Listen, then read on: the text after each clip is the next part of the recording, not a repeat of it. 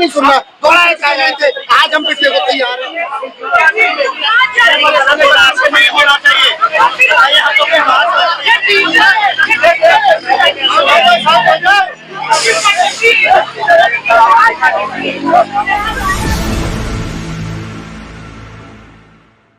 CPU के exam को 17 महीने हो चुके हैं, उनके रिजल्ट का कोई अता पता नहीं। आप लोग कल भी आए थे जी। हाँ, जिस तरीके से कल व्यवहार किया दिल्ली पुलिस ने, टीचर्स पे भी हाथ उठाया। जी, बच्चों पे भी हाथ उठाया, क्या कुछ कहना चाहेंगे? बहुत ही निराशजनक है ये चीजें। इस पे बच्चा क्या कहे, बच्चा आज बैठ रहा है, तुम बच्चे का अगर हम कुछ गलत कर भी तो नहीं रहे। जंतर मंतर बनाया गया है कि भाई आप आके यहाँ पे पीसफुली प्रोटेस्ट कर सकते हैं, हम पीसफुली कर रहे हैं। अगर सवाल पूछने पे भी आप भर देते हो उठा के जेल में, चाहे डिटेन कर रहे हो, बसेस में घुमा रहे हो, तो ये किस बात का लोकतांत्रिक देश है हमारा, जहाँ पे सवाल नहीं उठाए जा सकते? फिर तो चाइना ही बना दो, इसे छीन लो हमसे हमारी डेमोक्रेसी। तो यहाँ आपको लगता है कि लोकतांत्रिक अधिकारों का अगर आप अपने यूज करते हैं तो उस पर भी आपको बिल्कुल उसका भी उल्लंघन हो रहा है। फंडामेंटल राइट कहता है हमारा कि एम्प्लॉयमेंट अपॉर्चुनिटीज जो हैं वो सरकार क्रिएट करेगी और उन्हें फेयर तरीके से कराएगी। ठीक है, हमारे फंडामेंटल राइट का उल्लंघन नहीं है। फंडामेंटल राइट हमें कहता है कि आप पीसफुल तरीके से कर सकते हो, आप प्रोटेस्ट ऑर्गेनाइज। वो करने पे भी हमें उठा के भर लिया जा रहा है बसेस में और डिटेन किया जा रहा है। हम तो बच्चे हैं यार, हम पे तो पैसा भी नहीं है, नाम पैसा अभी कमाए। टीचर्स जिन पे पावर है, पैसा है, जब उन्हें नहीं छोड़ा जा रहा, उन्हें थप्पड़ मारा जा रहा है, उन्हें उठा के बसेस में भरा जा रहा है, तो हमारी क्या अब शब्द कहे जा रहे हैं, नामर्द बताया जा रहा है। पुलिस वाले बोल रहे हैं कि नामर्द हो, मर्द होते तब तो तुम वर्दी पहनते। इस तरीके की बात की जा रही है एक शिक्षक से, जिसके वजह से ये देश चल रहा है। युवा और शिक्षक ना हो तो ये देश कहाँ जाएगा वो सब जानते हैं। और युवा और शिक्षकों दोनों की हालत क्या है वो जंतर मंतर पे कल हमने देखी। अभी भी पीछे आप देख सकते हैं कि किस तरीके की व्यवस्था है। पुलिस वाले खड़े हैं, बच्चों को आज बड़ी ही मिनटों के बाद भी यहाँ एंट्री। तो सबसे पहला सवाल ये है कि आए दिन इस तरीके के फेल्योर। बिल्कुल ये पहली बार नहीं है। एमपी में पटवारी के एग्जाम्स लीक हो गए थे, यूपी में पिछले 6-7 साल से टीचिंग की वैकेंसीज नहीं आई हैं, यूपी एसआई के एग्जाम्स हुए थे, उनमें भी कुछ धांधली बताई गई। 69,000 शिक्षक भर्ती जो बैठे थे, बिल्कुल नहीं आई है वैकेंसीज। उसके बाद से अभी यूपीएसआई की वैकेंसीज कह रहे हैं कि ले आएंगे, और वो सबको पता है वो आएंगी क्यों, क्योंकि आपका 26-27 में चुनाव है। अगर वो नहीं होती, आप नहीं लेके आते, और ले आने तो आज ले आओ ना, किस बात का इंतजार है? क्यों 26 के एक चुनाव के महीने भर पहले लाके दिखाएंगे हमने तो अपॉर्चुनिटीज क्रिएट की है। मोदी जी ने कहा 2 करोड़ जनता को दिया जाएगा रोजगार हर साल। छोड़िए मैडम, यहाँ 3-4 साल से भी जोड़ोगे ना तो 2 करोड़ नहीं होगा, और उन 2 करोड़ में भी कितने फेयर हैं कितने नहीं, ये हम सब जानते हैं। तो ये जो गुस्सा है, ये जो नाराजगी है, ये सिर्फ इस एग्जाम से नहीं, मुझे लग रहा है आप पूरी व्यवस्था से त्रस्त है। पूरी व्यवस्था से, क्योंकि देखो मैम, आप सबको पता है कि ये सारी चीजें हाथ में किसके? सरकार के। एसएससी का जो चेयरमैन है, चाहे एसएससी जो पूरी बॉडी है, ये सब एसएससी के चेयरमैन की भी कोई एग्जाम से नियुक्ति नहीं होती, सरकार ही चुनती है उन्हें। ये सारी बातें सरकार देख रही है, हर एक चीज सरकार को पता है। तो जब देश का बच्चा, देश का युवा इतना त्रस्त है, और आप में से एक मिनिस्टर जितने ये कहते हैं, अभी तो मतलब हम पे तो ये है कि जब पार्लियामेंट सेशन चल रहा है तब ये नहीं आ रहे हैं। अगर पार्लियामेंट सेशन नहीं होता है एक्टिव, तब तो ये साफ कहते हैं हम तो है ही नहीं, हम कैसे आ जाएं? इतने एमपीज है, इतने एमएलएज है, एक मजाल है कि किसी ने आके हमसे पूछा हो कि भाई क्या आपकी परेशानी है, क्या नहीं। चाहे वो विपक्ष हो, चाहे वो पक्ष में बैठे हुए नेता हो, कोई नहीं। सारी सरकारें, सबको सब पता है, बट कोई हेल्प करने को राजी नहीं। सबका यही है 5 किलो राशन गरीब को दे दो, अमीर तो अमीर और हो ही रहा है, इस गैप को बढ़ाए जाओ जो गैप है। और इसमें पिस्ता हमेशा मिडिल क्लास बनता है, हमेशा, ये पहली बार नहीं है। लेकिन अब तो लगातार जिस तरीके से बताया जा रहा है, ये देश जो है वो लगातार विश्वगुरु बन रहा है। ये ऐसे बनेंगे विश्वगुरु? बच्चे जमीन पे बैठे हैं, ये विश्वगुरु है, ये भविष्य है। ये विश्वगुरु कैसे कहते हो भाई? केवल आप बोल रहे हो हम विश्वगुरु हैं, क्या किसी नेता ने बोला? अभी कल ट्रंप ने ट्वीट करा था, India is a dead economy. India is a dead economy.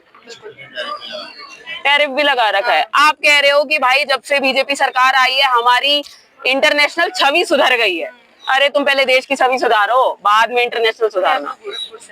जी बिल्कुल, हम गोरखपुर से। हाँ, तो गोरखपुर से आने के बाद वहाँ तो आपने देखा है किस तरीके से व्यवस्था बदली है?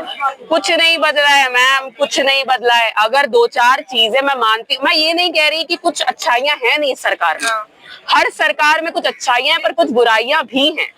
और केवल आप 2-4 की आपने सुरक्षा सुविधा सुधार दी, अरे आपने सुधारोगे, सुधारेगा कौन?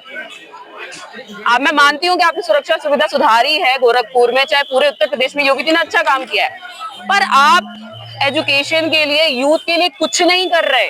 तो बंदा बोलेगा आप कुछ नहीं कर रहे। हम नहीं चाट सकते आपकी 2-3 चीजों को लेके।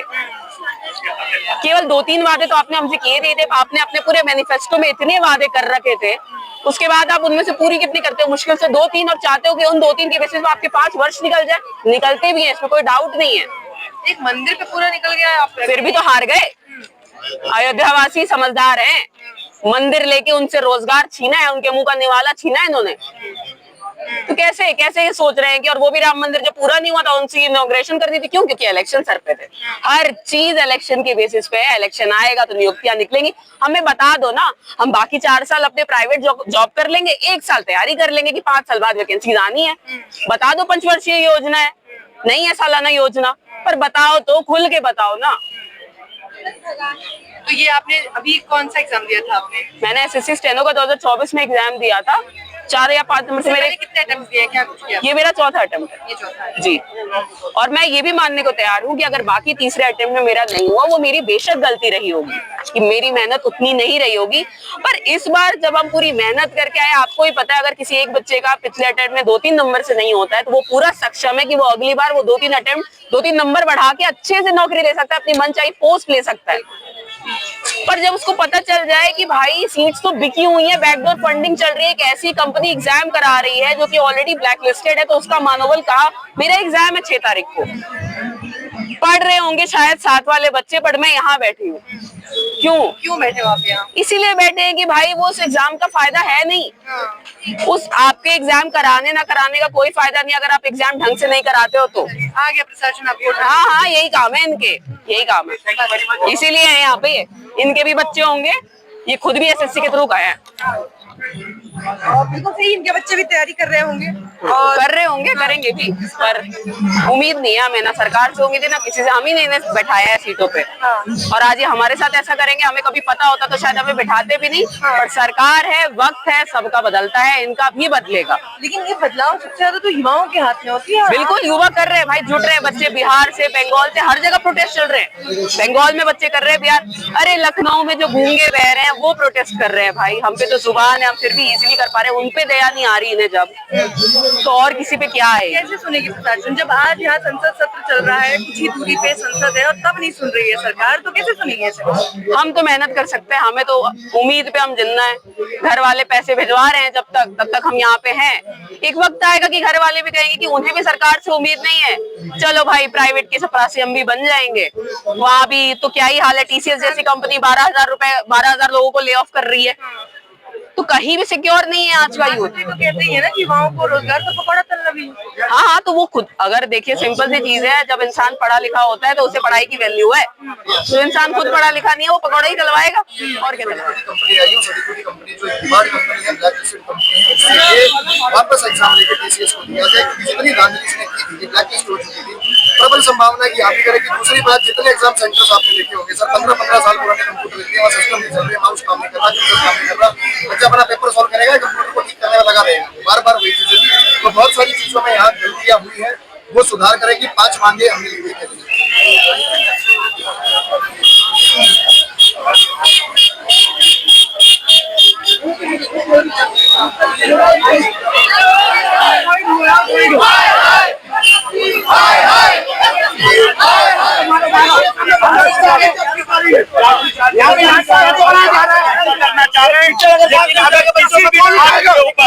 लाठी पड़ी तो स्थिति गड़बड़ हो।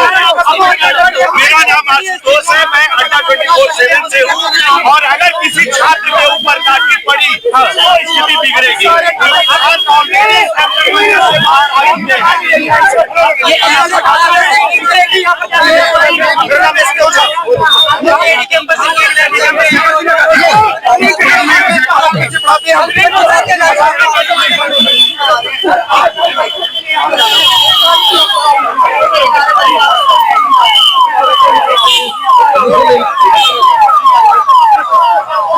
टीचर रो रहा है, भारत ये विकसित भारत है, एक टीचर शराब बनने से हो रहा है यहाँ पे भारत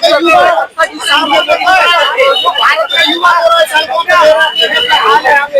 हम टीचर लोग पढ़ा के यहाँ आते हैं, कोई नहीं सुन रहा, दोहराया जा रहा है। कल पिट के गए थे, आज हम पिटने को तैयार हैं। मेरे ऊपर FIR करिए, मुझे मार दीजिए।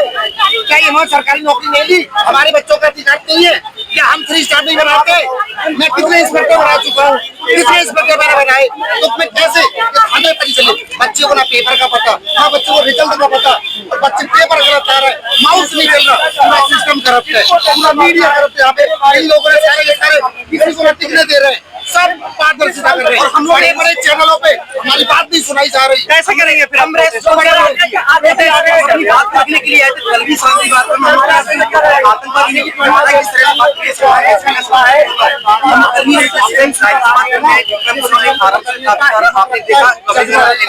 भारत का युवा है,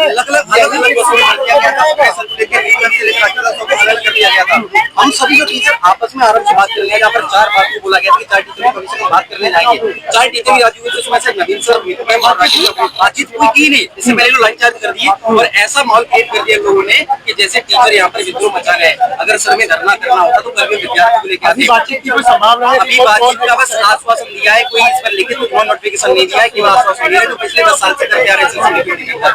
ऐसी वो स्थिति है सर, आश्वासन बात करने से उसका सर हुआ है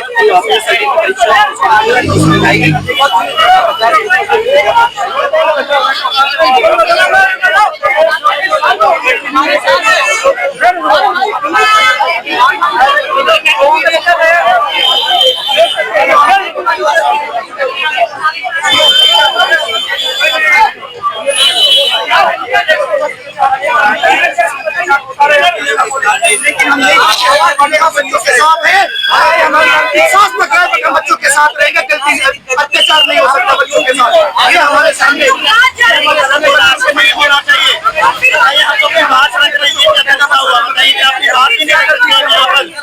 हमें हाथ ही हम सभी परमिशन दे रहे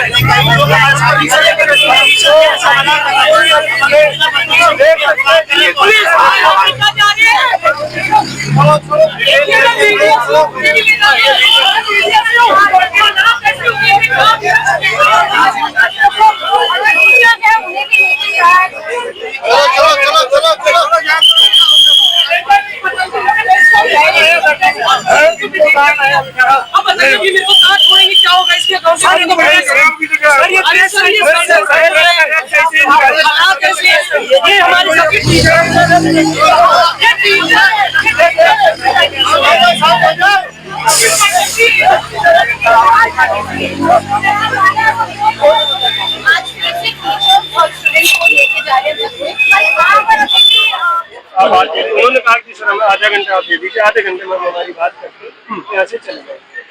कल भी इन्होंने ऐसा ही किया बिना किसी परमिशन के आगे। और आप सबको पता है कि न्यू दिल्ली के अंदर 163 BNS इम्पोज है और आके यहाँ पर जगह जगह पे रोड जाम करने लगे, पुलिस के साथ धक्का मुक्की करने लगे, प्रोटेस्ट करने लगे। लेकिन अभी तो आराम से आज भी इनको हमने समझाया कि आप यहाँ से अपने घर चले जाइए। अब यहाँ आके फिर रोड ब्लॉक कर दी उनको। फिर हमने समझाया कि रोड आपको कोई भी आदमी न्यू दिल्ली है, आप इतना ट्रैफिक पहले से ही हैवी लोड है, आप जगह जगह रोड जाम करके रोड पे तुम्हारा किसी ने मना थोड़ी किया। यहाँ से यही बोला, आप भी वहीं थे ना, अभी तो वहीं से उठाए, वहीं से उठाए उनको कहा चले जाओ घर, लेकिन सर आके फिर रोड पे जाम कर दिया। सर पत्रकारों को क्यों भगाया जा रहा है? पत्रकार